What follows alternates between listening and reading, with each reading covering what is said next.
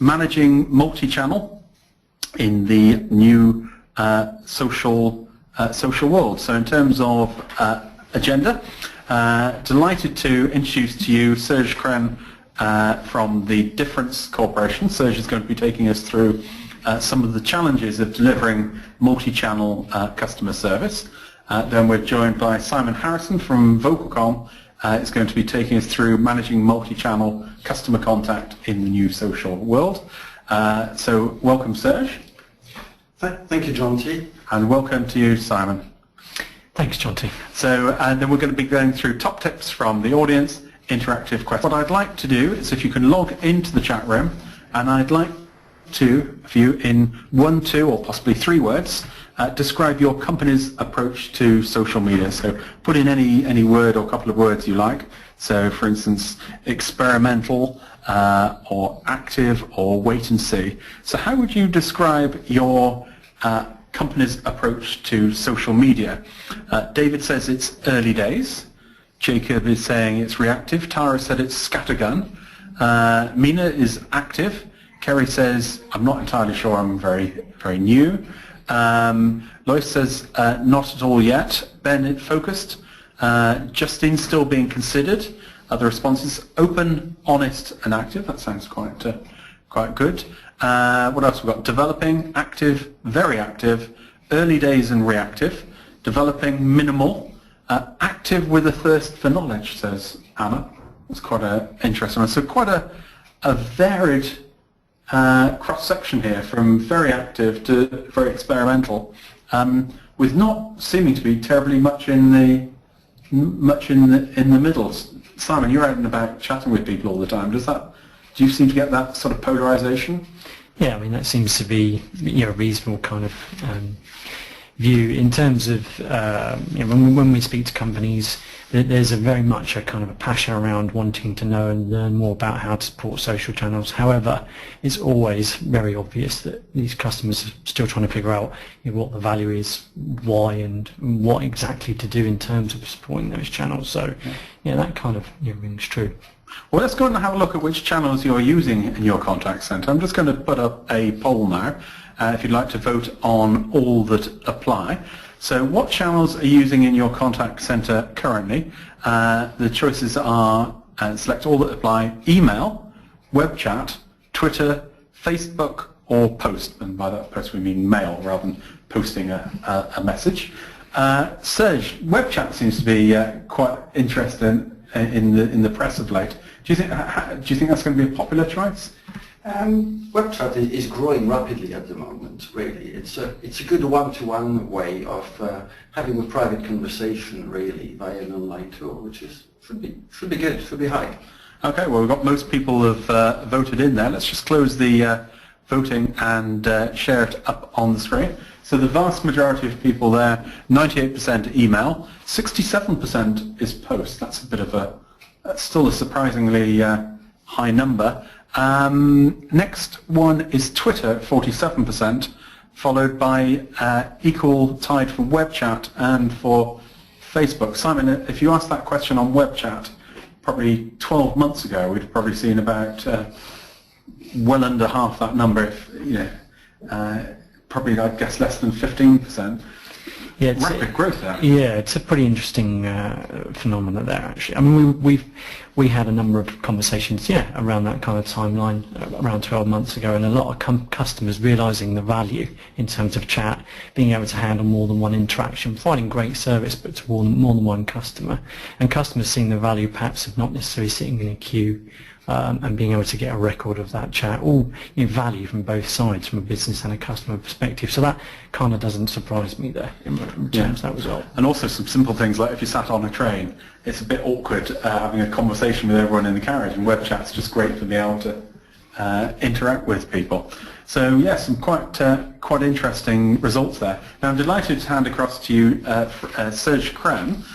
Serge is with the Difference Corporation, which Serge spends a lot of his time consulting with people on how to improve their organizations through a combination of operational and technology things. So Serge, would you like to take us through your thoughts on multi-channel customer service? Thank you, Jonty. Thanks for this very kind introduction. Yeah, indeed. I'm going to take you through 3 steps, really, this afternoon, briefly. Is first thing, tell you a little bit about why we speak about it. Yeah. Secondly, we'll go about the changing environment and a different way of looking at it, maybe, than what the industry standard is. And lastly, we'll go through some of the some stories, some real case studies and some learnings, because it's always quicker and better to learn from others so that we can progress faster and implement different technologies or services or ideas quicker. So difference, what do? We provide multi-channel communication services in terms of advice. We provide advice, we help people to manage technologies, to manage processes, to get people to use it to the best possible result for their business at the end of the day. That's what drives us. And our focus all the time is about customer engagement. And it's not esoteric, it's not, it's a reality. It's how are you dealing with a customer and what enables you to deal with them in the better possible manner that enables you to deliver a great service that creates a love story between you and your customers, ideally. So what we have done as difference, we've launched actually on Twitter, #ExtraMile, and so that people can use that to express a high degree of satisfaction with customer service, outstanding service that they're receiving from their providers. So please use that when you go forward. So that's what difference does, and we deal with a whole variety of organizations, some small ones to some very large ones, some very well-known ones to some who have actually an obligation to deliver great service, but are very small. Yeah? So there's a variety of importance in there. So I'm going to try to come really with stories from our customers, because it's not important what difference does. What is important is what do our customers do, and how do they achieve results, and how do they achieve change. Okay? So the internet minutes, you may have seen that in many presentations. That's the latest fad of telling you how many statistics I can do. And the reality is, whatever statistics you look at it, from Facebook, from Twitter, from Google, they're already out of date. The statistics that I read yesterday, which was 5,700 tweets per second, is out of date. I know that. It's a massive number. The key aspect here is that there's change, and there's an energy between people that you and I cannot stop. We have to deal with it, we have to manage it, and we have to make it into something that delivers great service in that world that's changing. Now, so the customer, as such, is really important, and that's really, you need to revisit how you look at them, because some people look at it as a herd of sheep crossing the road towards you, and you are going to sell them lots of products and deliver great service and be very empathic regarding that group of animals that come towards you. In reality, in this new world of high speed and changes, really what they want is to be personally treated. If you look at every little animal here, there's an ear tag. That ear tag is their personality, something that is special about them. So don't forget that. But the key is really to look at it as human beings, as people of different aspirations, different backgrounds, different expectations, but they all want to be noticed. And that's the key. They want to be noticed in this changing world. That changing world is changing, and the technology is changing. So we'll move on to one of the most topical subjects, Twitter. Let's look at Twitter. And this is a graph showing Twitter users per country. Yeah, Britain is quite high in terms of percentage terms, but at the end of the day, from a multi-channel point of view, it's only still very, very limited compared to 100%. We're far from the 100%.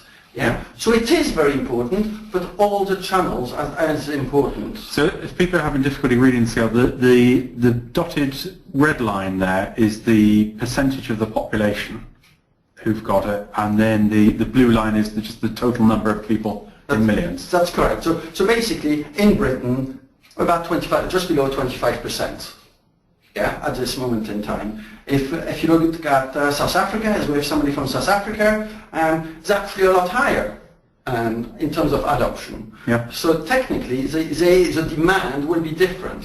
So it's surprising to see the UK ahead of the USA on that chart. Just a little bit, but it's a percentage. Yeah. It's a percentage. We have to be realistic also of there's a privileged population and unprivileged population who may not have access to some of that. So we have to look at the social aspects of any medium in this world, Jonty. I think that's really important. But what it illustrates is that there is change. Twitter is one tool, but really this is world innovation. And world innovation is so many tools. You may know some of the ones that are on the screen, you may know only a few of them, or you may know all of them.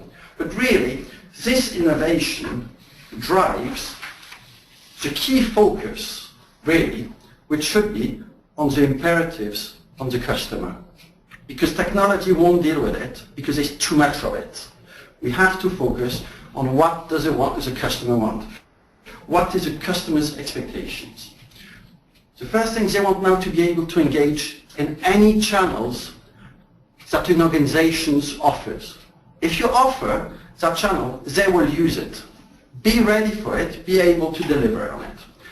Secondly, what they want is to be treated, as I said earlier, as a unique person. It's a unique request. Yeah? No two requests, even if it's for a password, is the same. Yeah? To take something very, very simple. Because at the end of the day, currently, dissatisfaction goes on social media a lot, unfortunately, for the organizations. But also, social media is ignored still, a lot of that feedback. Now, let's see at one example of service. So, this is something I picked up from Facebook.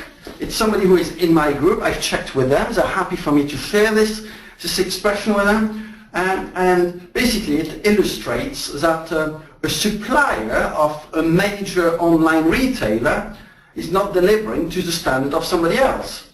But if you look at it, within minutes they have already 14, 15 people that are involved in that conversation about dissatisfaction in this case. Yeah? What it means is basically customer service starts before you know it.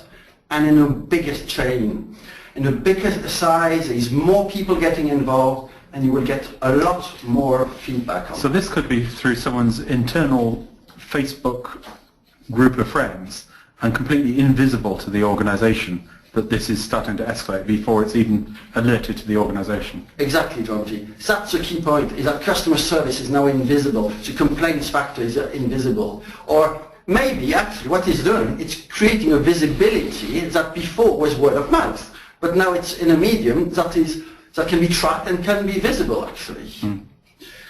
What it does, it puts a massive amount of pressure on the organization. Yeah? And that's where the organization needs to be choosing the channel that they want to engage with customers very carefully. Very carefully, and then put the right effort. And is the right answer 2, 3, 4 channels? 5 or 10 channels. Some people see it as 10 channels, LinkedIn and then a bit of Facebook and then another scheme that they find and so on. Yeah? So it's really important to find the right elements that you can deliver on. Because if you can't deliver on, you will get the feedback will be very quick.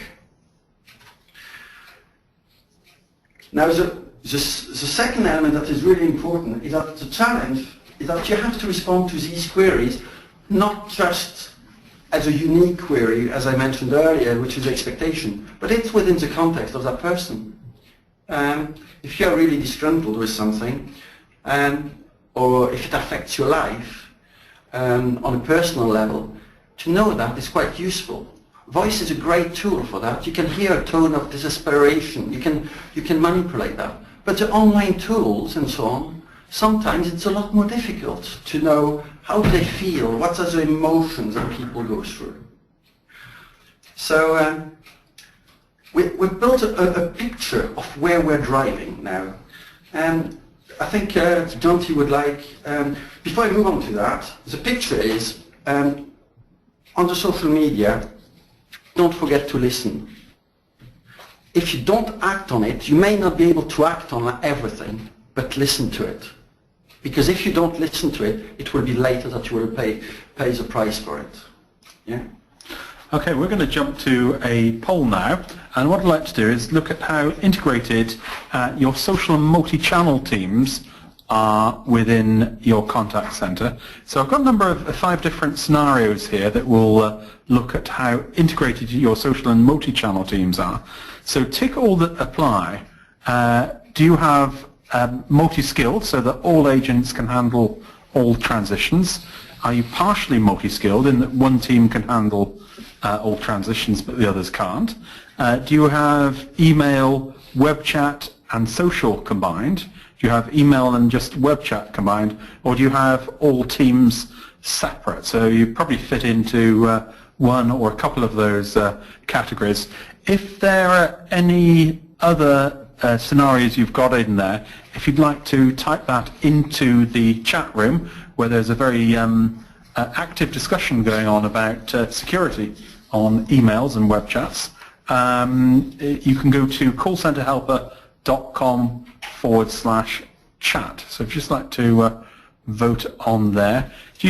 Simon, do you expect to see many people here multi-skilled? I'd probably doubt that that's going to be the top choice. Yeah, I'm not. I would expect there to be kind of a blending of skills across some of those channels, but not necessarily all of them. Specifically reflecting on social channels, it's very much what we see is it's still very much handled by the marketing team as opposed to the contact team and so on. Yes. So, well, let's have a look at the results. Partially multi-skilled. One team can handle all transactions. In over half of the cases, people have responded. 23% all teams are separate.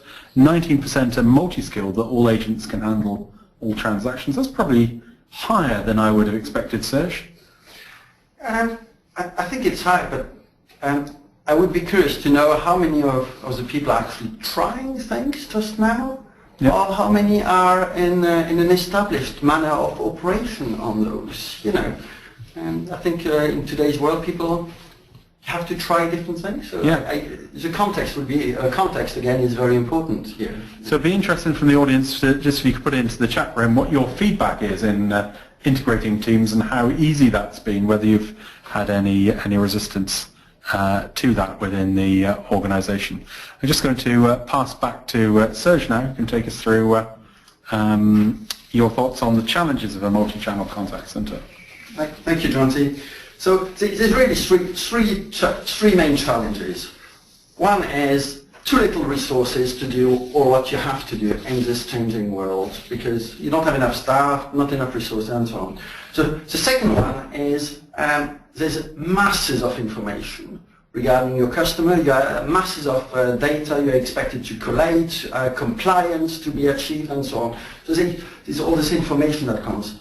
But not least important is actually in the multi-channel, you don't get any more money to manage all of that, to deliver any of the services. We all would like to have more money, but unfortunately, that doesn't exist. Margins are under pressure for the products, the economies are hard, competition is very, very strong. So what it does, it puts a lot of pressure on resources, and you have to be creative.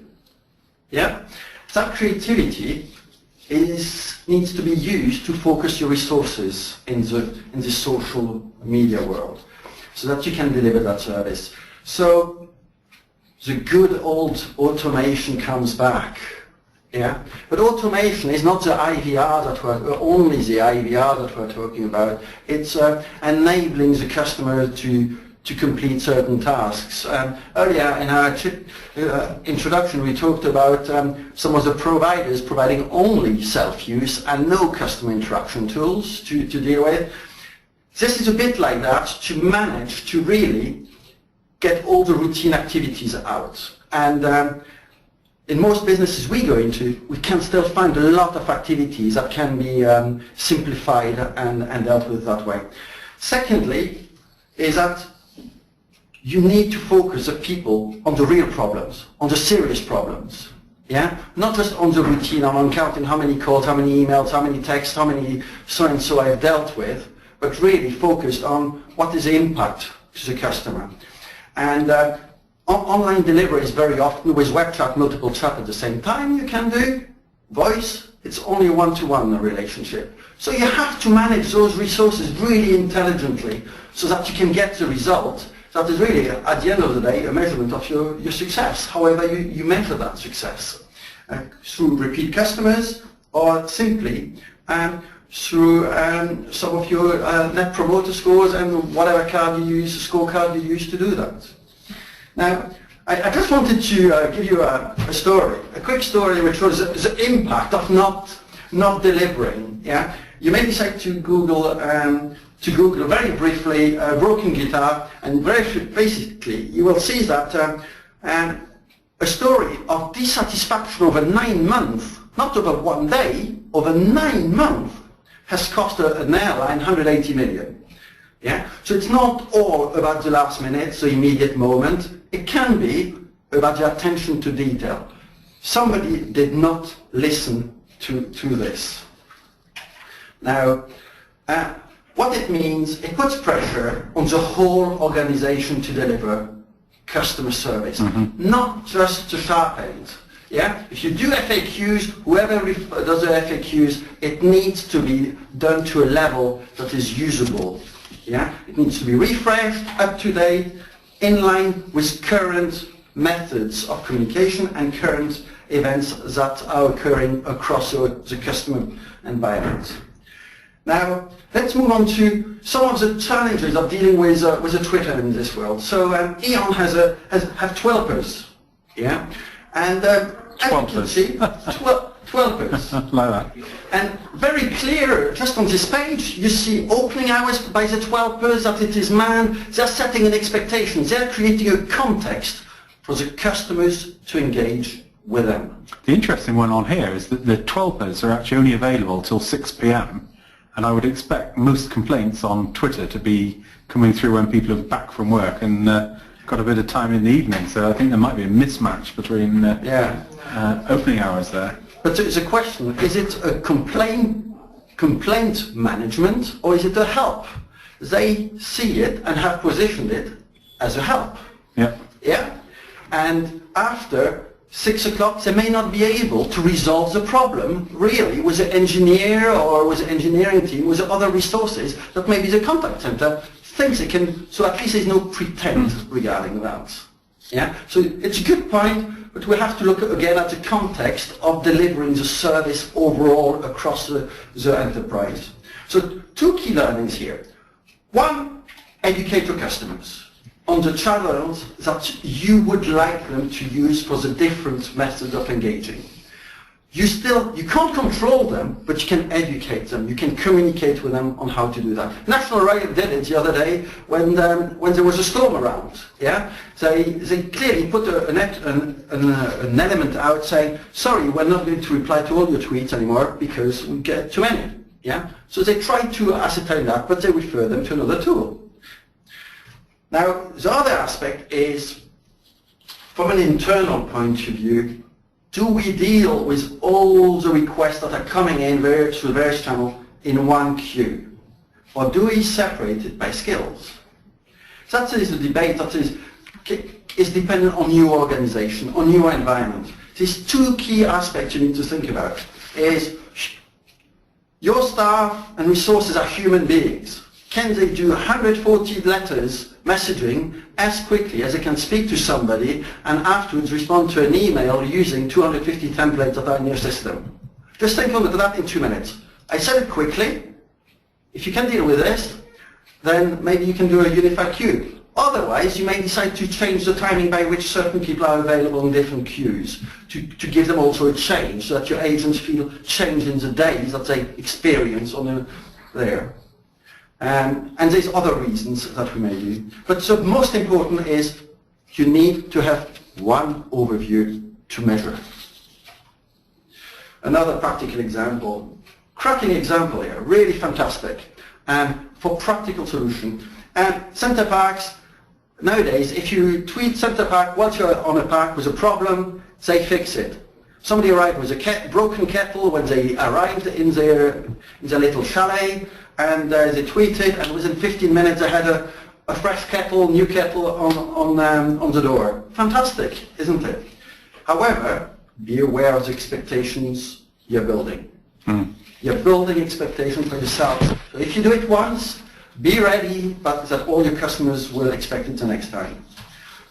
Some learning points is that basically Center Park have greatly looked at it. They're looking at the context. They're not trying to resolve every single question via Twitter.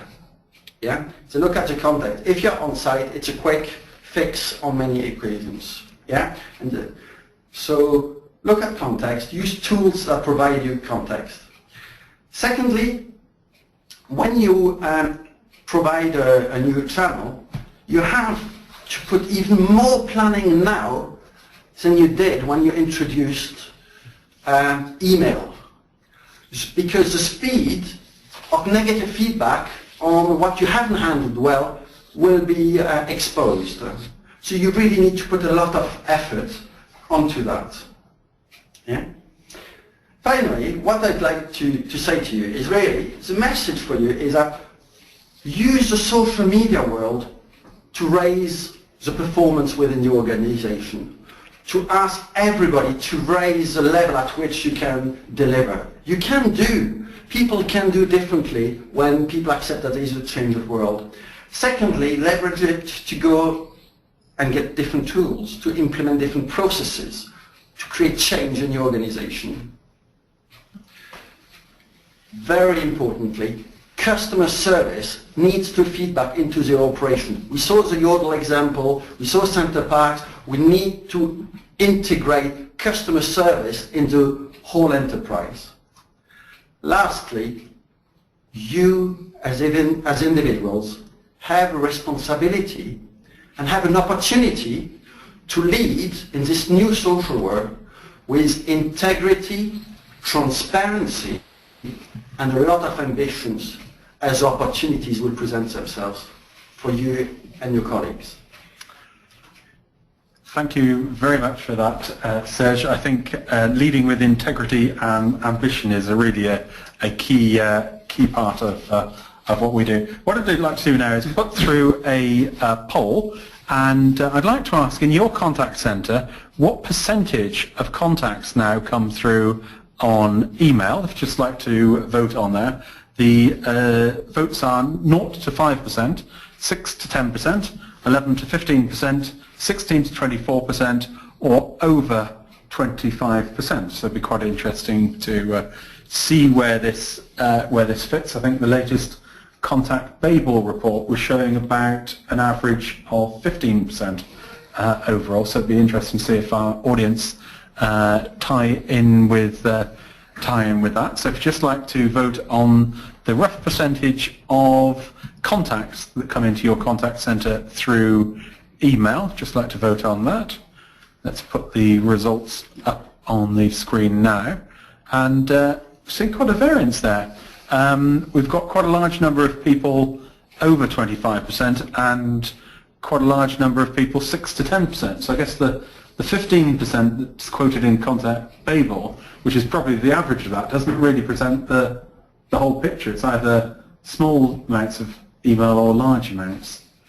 Simon, any thoughts on that? Well, it's interesting because obviously email as a channel is one whereby, I mean, personally, if I was to email into a particular business, I'm not looking to have anything urgently resolved. I'd expect to get a reply within 24 hours or perhaps beyond that. I think so. There's a measure of people perhaps thinking along similar lines. And then there are probably organisations that do such a great job of customer service, and we're seeing more technologies using that channel, that there are customers that have gained experience where they're getting immediate responses and using that channel more so. So perhaps that's why you've got a bit of a mix there. Well, let's have a drill down, because that's email. Let's have a look now at what is the percentage that comes through on web chat, and that would be fascinating to see. So if you'd just like to vote on the amount of traffic you have coming through on web chat, so the answers are nothing, 1 to 2%, 3 to 4%, 5 to 9%, or 10% and over. I'm doubting if there's going to be many at the higher level. I've never done a poll like this before, so I've no idea. What was it? 46% of the audience earlier said they do web chat. So it'd be fascinating to see how much is this channel growing. So I think we've got most people have voted now.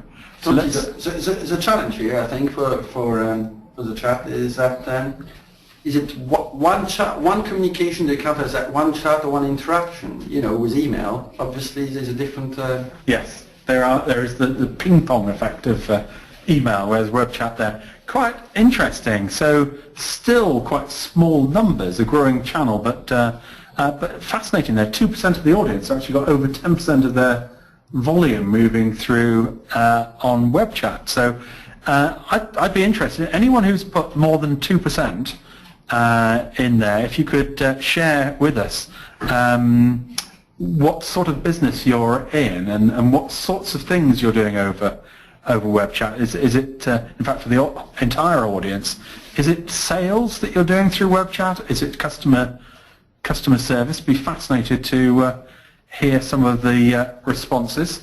So if you could just type into the chat room box, callcenterhelper.com/chat. I'd like to hear from you what sorts of things you're doing over on chat. So what I'll do now is I'm delighted to hand across to you Simon Harrison from Vocalcom, and Simon is going to take us through how you manage multi-channel contact in the new customer world, in the new social world, and also how the role that technology may have to play in that as well. So Simon, if you'd just like to pop your slides up on the screen, and we'll have a look through your presentation. Thank you very much, sir. I appreciate that. I also appreciate the opportunity to just talk about multi-channel customer contact and in this new social world. So firstly, I'd like to just talk about multi-channel trends, perhaps why we're talking about so many channels today. Then take a look a little closer at the social channels in particular, perhaps look at what's perceived to be the challenge in supporting them. I thought we could then move on to the good stuff, describing what we believe to be the solution, followed by the value of that solution, then round off with a couple of video mentions that we've got on the YouTube channel there. And we've just got a bit of the feedback on what people are using web chat for. David said customer service for telecoms business. Ben has said fashion e-commerce, garment information questions, delivery being quite a key one. Matt says service only. Karen has said customer service appointment scheduling in the healthcare industry. Customer service and sales, Emma. Debbie says telecommunications tech support. Customer service and appointment setting for a large automotive company. So quite a range of different, it's not all sales. In fact, it's probably more customer service there than I would have expected. Okay. I'll carry on. Okay, so let me just click on here. So yeah, firstly, in terms of if we look at the trends in terms of the way channels have evolved, back in the 1990s things were pretty simple. If you had a complaint, a query, wanted to talk about products or services, or even about a competitor, you just picked up the phone. A call centre agent would be waiting to take your call in an organised fashion through an ACD. Wow, it was so simple. Perhaps the good old days. Maybe. Moving on to the 2000s, around the 2000s things obviously started to change. We started to see a few more channels being introduced to provide support. Interestingly though, SMS and email perhaps, even though they become quite prevalent, it was based on the business deciding that And these channels were supported in a kind of siloed fashion, very disparately. So you could have a mail client handling emails, so not really providing that single customer view, and that providing challenges in itself. Today, obviously things look very different. Not only do we have an infinite number of channels to support, but there is also an exponential number of interactions across them. I guess before moving on from that point, having looked at that exorbitant list of channels, it's probably worth highlighting that the point of multi-channel support challenge isn't that you have to support all these channels. It's still very much dependent on your business. Perhaps referring to some of the thoughts provided by Serge. If you're a gaming company, then your customers are likely to want to talk via the more modern social channels, chat, video. If you're a company perhaps managing stocks, then your customers are going to want to talk directly over the phone. Okay, so why do we have so many channels to consider as part of the multi-channel contact center? Okay, let's consider this. So if I was to be presenting at an event in a different country and come in the evening wanted to talk to my wife, chances are I'd use Skype and have a video call with her. Similarly, if I wanted to communicate with my kids, of course it's going to be via SMS, and anyone with children is going to know that's the only way they tend to talk, even if you're in the same room. Otherwise, I use email in my daily life. I enjoy chatting to friends and colleagues using social networks. So as someone who's used to using all of these channels in my daily life, I've come to expect to be able to communicate, as I do with friends, family and colleagues, with the company in similar ways. So, firstly, key point really, the familiar channels, having that familiarity is setting this expectation. Okay, so now let's consider, what if I decide actually, when it comes to buying products or services from companies, I might do that based on the way they let me communicate. This can create a very real problem for businesses. So perhaps considering the worst scenario, despite having the best products and providing the best service, imagine a company losing customers and so market share because they don't allow their customers to communicate with them in the right way. The reality then is that customers are deciding and will decide what channels you should be supporting. That's kind of the net result of that. And the final thing to note, adoption of social, considering the adoption of social channels in particular, is that it's largely due to a significant shift in empowerment for customers. Before social channels were around, if I had a concern or an issue, I would write a letter, send an email to a complaints email alias, or phone a complaints department. Now I can simply share my thoughts with potentially thousands of people in a short note, available to the world about my concerns, providing customers with a massive voice and an important customer care challenge for businesses. I'll provide a great example of that next to complement what Serge has already talked about as we take a closer look at social channels in particular. So firstly, those that don't use Twitter, it's what's known as a microblogging site, people sharing thoughts, ideas, excitement, information about competitors in 140 characters, and with an average of 208 followers. So the opportunity as a customer care team is to be engaged, to empathise, to help what can be described as a room full of people waiting to hear what you've got to say. Taking this a step further then, it's an opportunity to organise a lot of useful information, route it, filter it, and respond with both sales and customer care responses to potentially new or existing customers. Ultimately, you have the opportunity to be engaged, respond to the customer's massive voice, offer compelling value, and ultimately protect your brand. You have to be in it to win it, as they say. So by responding to social interactions on Twitter, you are ultimately providing improved customer care, and it's essential to be doing that. Okay, so I said I'd give you an example. Here's a great reason for that. Recently in the news, there was a customer that flew British Airways, and he was disappointed to find that his father's luggage got lost.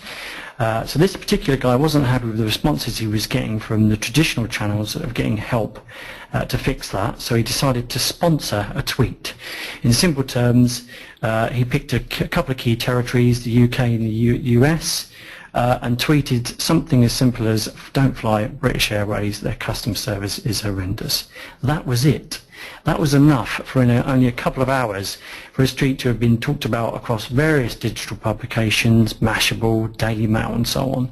Within 6 hours, the board at British Airways were aware of this particular tweet, and it took some 10 hours for the agents to reply. And by that time, a considerable amount of damage had been done. This particular customer being upset has probably cost BA a lot of money. The amount of people about to hit the book flights button and thought otherwise after reading about this perhaps could be quite a considerable number. So we're talking about providing support for what is possibly, when it comes to Twitter, the second real-time channel in the contact center next to voice as part of your multi-channel customer care contact center now. It's a similar story with Facebook, although there's a couple of differences. Facebook is governed by an introduction process, as you will know, whereby a user can only be a friend if allowed, so is another aspect to consider with Facebook. But how about if you had a great experience with a customer as an agent, you provided a great experience for a customer, they were so pleased that you'd offered a great value, deal, discount, whatever, and there was an opportunity to share it with their friends. So consider the ability to connect with that customer on Facebook and share to their friends with their friends' walls. This is a very real technology. This is something that's available today. Otherwise, similar to Twitter, being able to respond to customer comments is essential.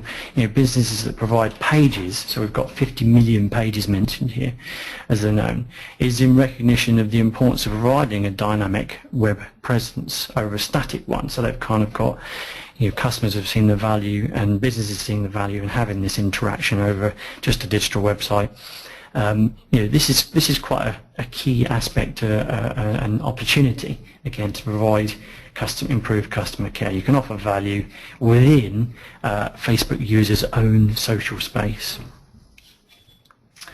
I just want to kind of briefly touch on web chat also. It kind of has a relationship to the social channels. When it comes to handling social channels within the contact space, you're dealing with a one-to-many type scenario.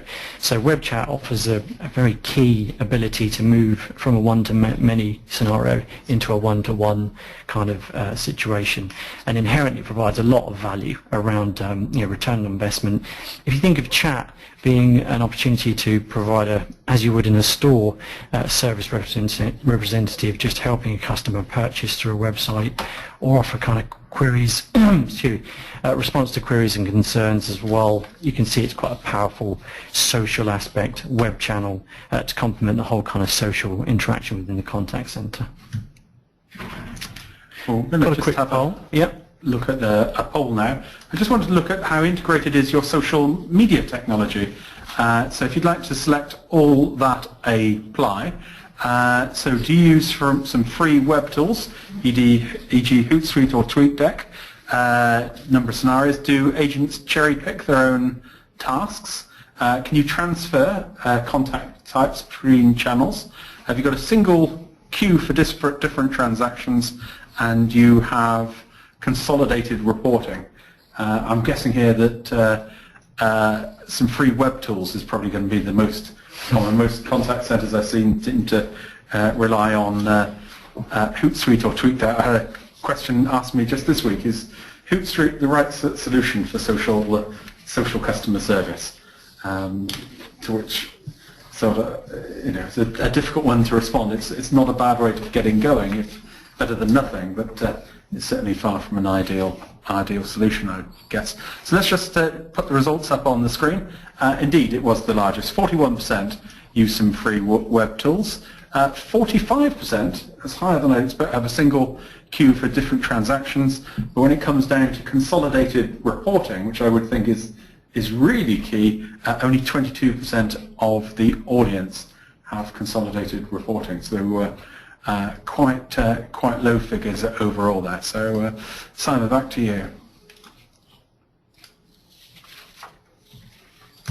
Okay, so that's kind of interesting and perhaps ties in with some survey results that we did at Vocalcom. So we surveyed a number of customer care professionals, such as contact center managers, customer service directors, and so on. to understand, what was the key challenges around providing support for more channels. And the most compelling statistic was that most of these professionals were suggesting the technology is what's getting in the way.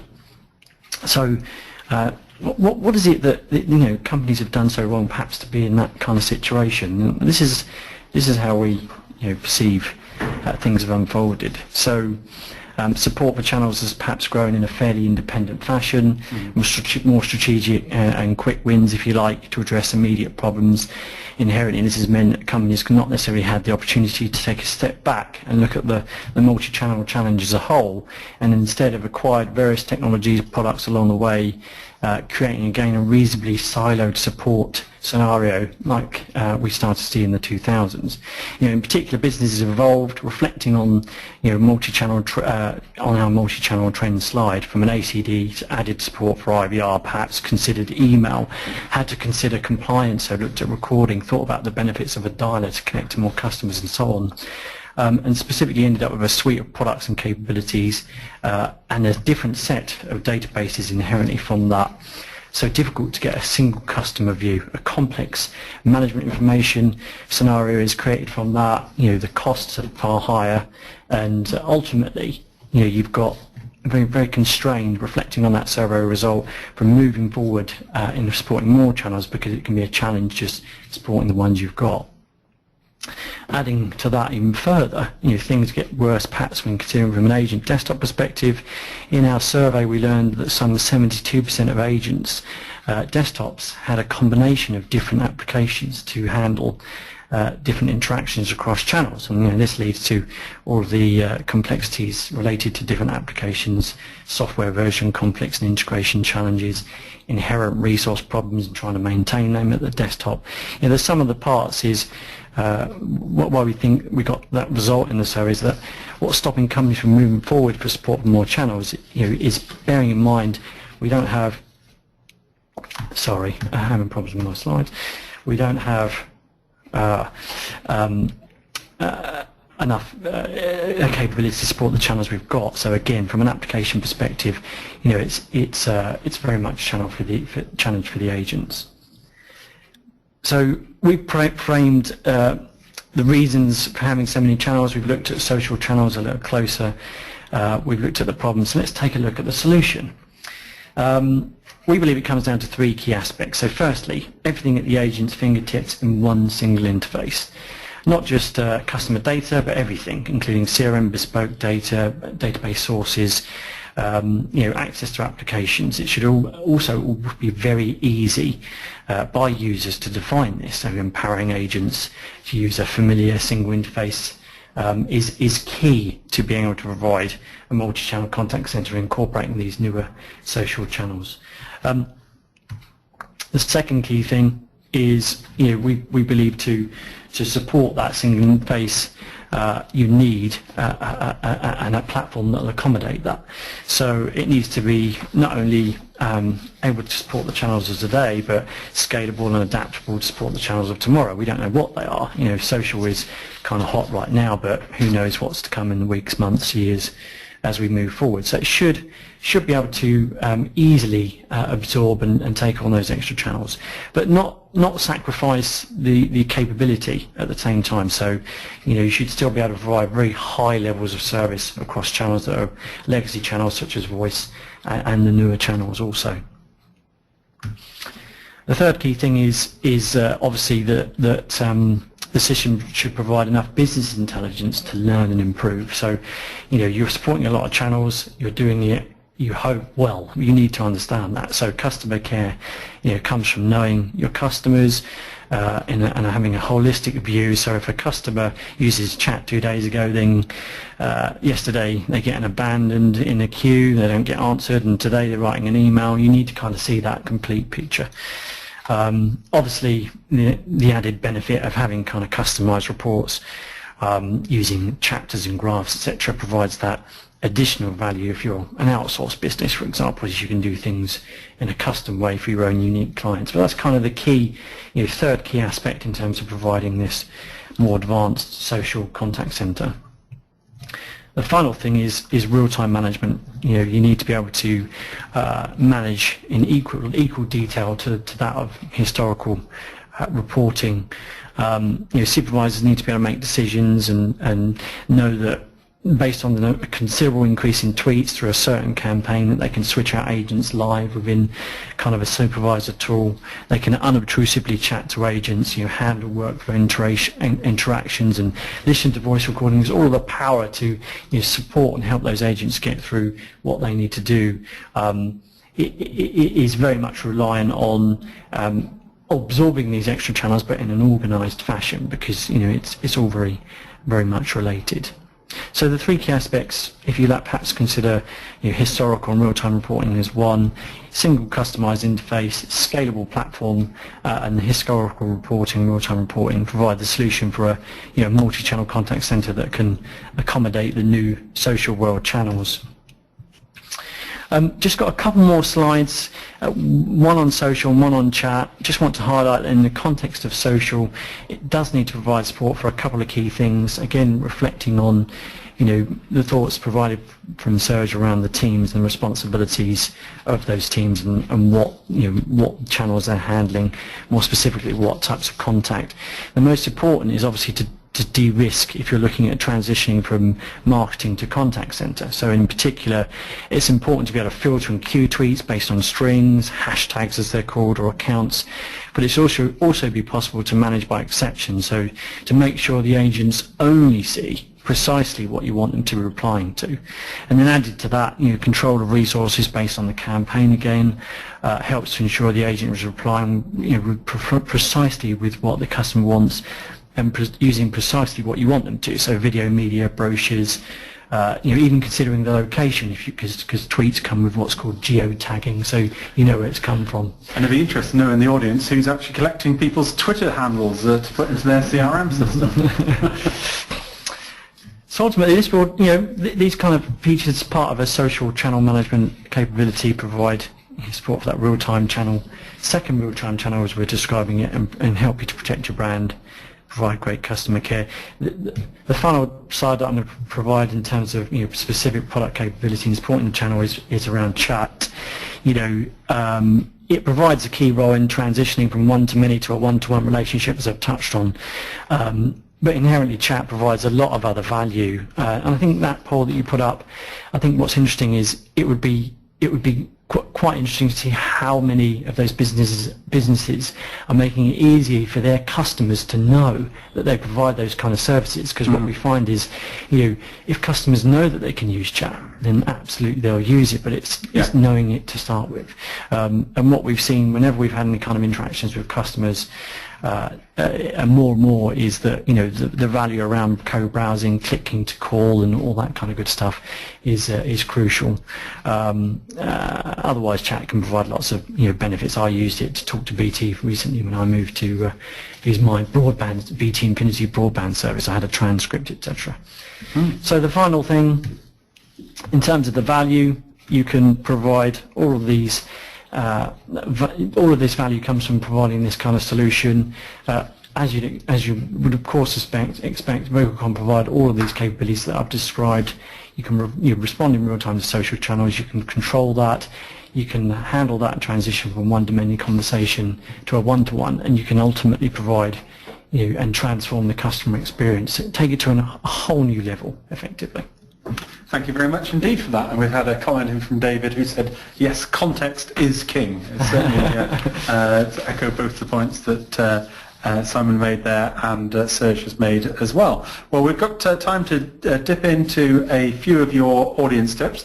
Bottle of champagne for the best tip on multi-channel or social customer service. Tara has said, if you're starting with social media and can't recruit specifically, ask advisors who use social media in their personal lives to get involved, as they may have the experience that's needed. And Frederick has said, define measurable goals and KPIs for working with social media. What you want to achieve by launching a new contact channel. If this isn't clear, you'll drive costs rather than increasing customer satisfaction. I guess, Serge, you've talked about think about doing your channels and also think about reporting. Yeah, I think Frederick has a very good point here, and unfortunately, it's a simple point, but it's a difficult point to work on, really, practically. Indeed.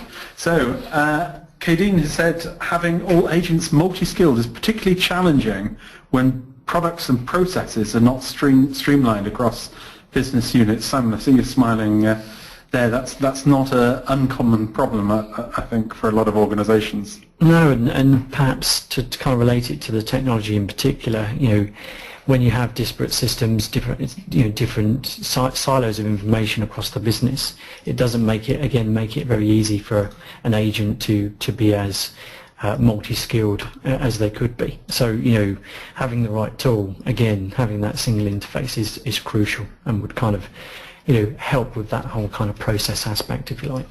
So we've had a tip from David who says, for the agents that do need to reply through the keyboard, it's well worth providing touch typing training. It will make a significant difference. I guess a lot of us are quite good at two-fingered typing. I did some touch typing. I sort of tend to lapse back a bit. I tend to look at my fingers. So. Are you a touch typer as well? Yeah, although the great thing about, again, perhaps reflecting on the tools, again, we're becoming very reliant on these tools, but one of the key aspects of the social interaction support with the Vocalcom product is being able to select sentences and paragraphs. So actually, you could find that an agent can just pick a sentence and click a button. We can help with that. Yeah, good suggestion, that one. We've set a limit of 4 simultaneous chats at any one time. Protects quality and attention to detail, says Alex. 4 is quite a large number. I'd have thought 3 would probably be difficult. Depends on the complexity, I guess. It depends on the speed of what is happening on the other side, because if it's a technical issue, for instance, the customer on the other side may need some time to action on it. So you may be able to deal to 6 or 7 chats at the same time, actually. Well, let's pick up a couple of questions from the audience. What's the best and most reliable method of social media to use in order to gain market intelligence from your target market? I'd have thought probably any of them would give you some degree. Twitter if you want it to be in the open domain. Facebook if you want it to be perhaps a little bit more sealed, I guess. Yeah, I mean, I use Twitter personally as my number one source for any kind of news, what's hot and current in terms of what's going on in the world. So I think if you follow the right people, the right organisations, you can use that as a great source. And Frederick has asked, do you have any good tips on how to mitigate scale risks? If you have a multi-million follower account, you'd risk drowning in contacts if you open up certain channels, i.e. Facebook. How do you handle this? It's quite an interesting. That's a big challenge, and everybody. The key is if you think of the voice channel, and you had problems with long queues and a disaster happening or something happening in an airport, for instance, the calls would flood in anyway. Yeah. So you need to define the same mechanism really to deal with that, and with queue management, and that's where you need to be proactive. That's where Vocalcom come in, Serge. So we've got the final tip bringing in now from Andrew. To help get your team on board, ask them to help work on changing to multi-channel. Get them involved in finding the solutions.